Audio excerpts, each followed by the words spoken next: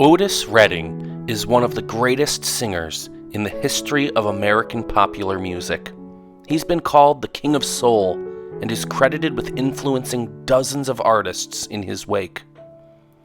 Born in Macon, Georgia, Otis Redding grew up in the church. He played the drums, piano, and guitar. He also took singing lessons. In high school, he earned $6 a week for his family by singing gospel songs on a radio station every Sunday.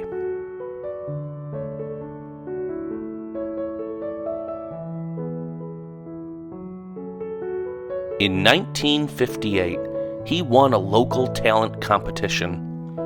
In attendance on that fateful day was Johnny Jenkins, guitarist and frontman for the Pine Toppers. Otis won that night, earning the $5 prize. After that, he continued to win for 15 consecutive weeks. The organizers then asked him to stop coming so others could have a chance at winning. Otis may have lost his weekly prize money, but he won a spot in the Pine Toppers with Jenkins. It may have been to just be his driver, but he was around music and kept performing whenever he could.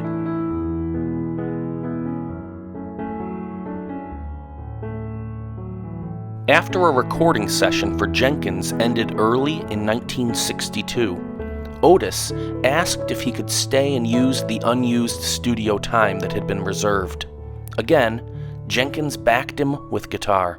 He sang the ballad, "These Arms of Mine." Jim Stewart, the Stax studio head, was impressed.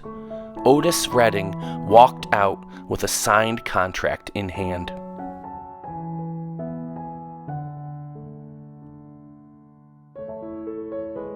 The next years were successful for Otis Redding. His first album, Pain in My Heart, was released in 1964. Otis was known for his energy in the studio and recorded his next album in one day, Otis Blue.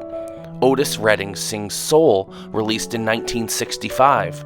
He released I've Been Loving You Too Long to Stop Now that same year, along with Fa Fa Fa Fa Fa, Sad Song. In March 1967, his label released King and Queen, an album of duets between Redding and Carla Thomas. It became a certified gold record.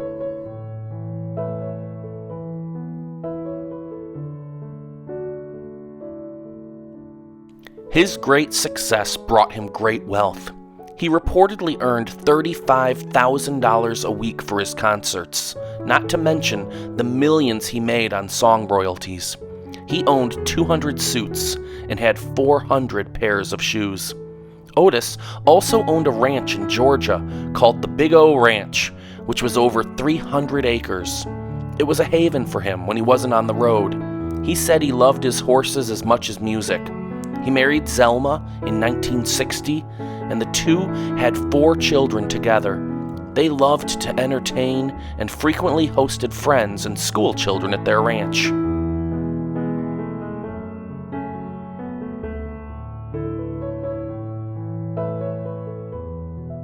Redding was a risk-taker and sang in places soul artists usually did not, like the Whiskey A Go-Go and the Fillmore West. He was the first soul artist to gain a large white audience. Otis also toured Europe, performing in Stockholm, London, and Paris. He actually ended Elvis Presley's 8-year reign as world's best male vocalist on the British music magazine's Melody Makers annual pop poll in 1967, when he was voted number 1.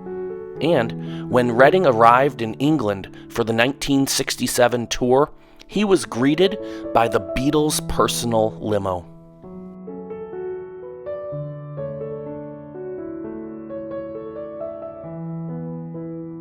His last live show at the Monterey International Pop Festival in 1967 was a tremendous success.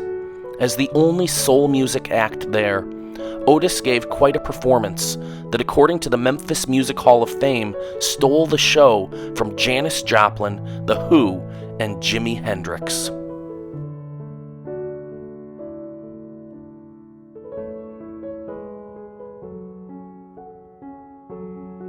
Redding had vocal cord surgery later that year to remove some polyps. By doctor's orders, he couldn't speak or sing for 6 weeks.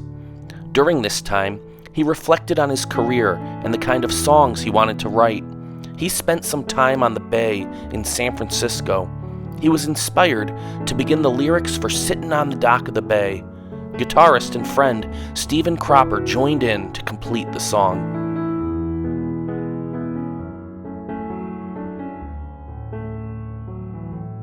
On December 8th, 1967, Redding recorded Sitting on the Dock of the Bay. The whistling at the end of the song was actually a place filler for lyrics yet to come, but Otis never got a chance to record them.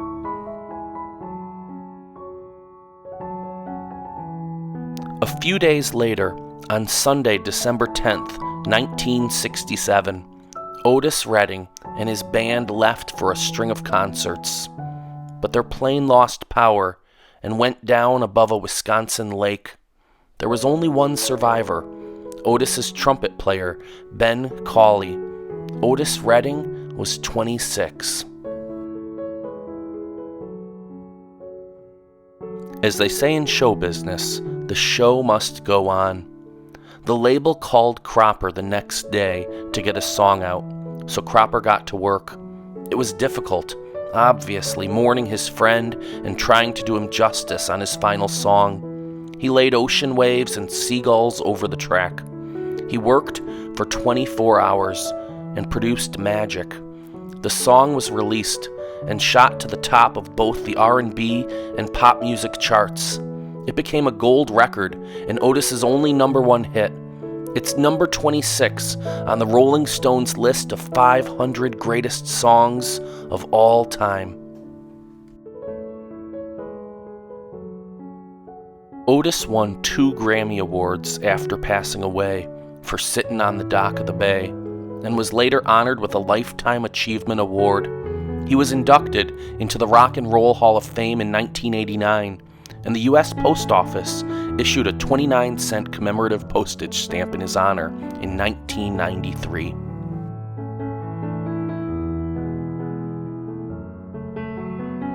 Otis Redding, in his 26 years of life, changed the landscape of American music.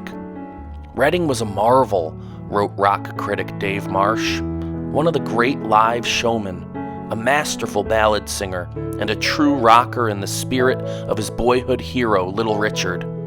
But Zelma Redding, his widow, remembers the man as someone who welcomed busloads of kids to his property, who never saw race, who believed in life, and who loved people.